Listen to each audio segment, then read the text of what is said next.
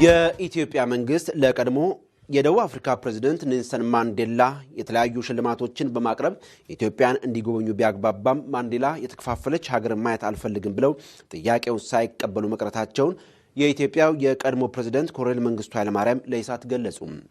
ከዚሁ መንግስት ለማንዴላ የክብር ዶክትሬት ዲግሪ ለመስጠት ጥያቄ አቅርቦ የነበረ ቢሆንም ማንዴላ በጎሳ በብሔርና በተለያዩ ጉዳዮች የተከፋፈለች ኢትዮጵያን ማየት አልፈልግም በማለታቸው የሚያከብሯትን ኢትዮጵያ ሳይጎበኙ መቅረታቸውን ኮሎኔል መንግስቱ ከኢሳት ጋር ባደረጉት ቃለ ምልልስ ተናግረዋል።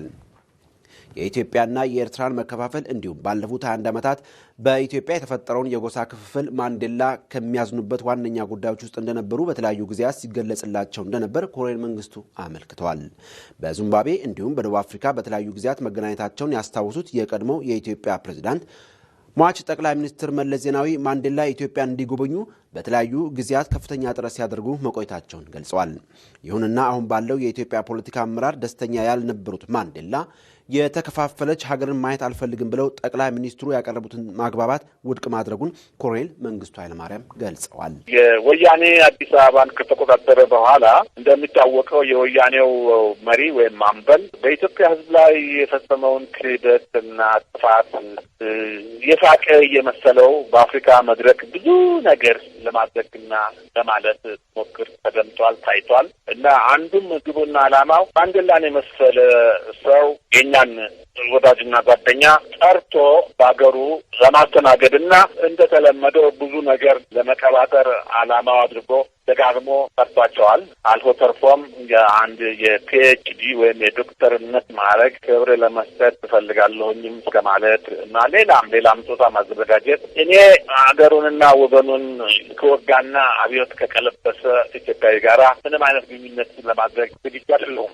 ብለው ከዛ ከተለዩን ጊዜ ጀምሮ የተለያዩ ዓለም ክፍሎች አፍሪካም፣ አውሮፓም፣ አሜሪካም የተዘዋወሩ ጎበኙ ኢትዮጵያን አንዴና ለመጨረሻ እስከ ዝለተ ሞታቸው ሳይጎበኙ ቀርተዋል።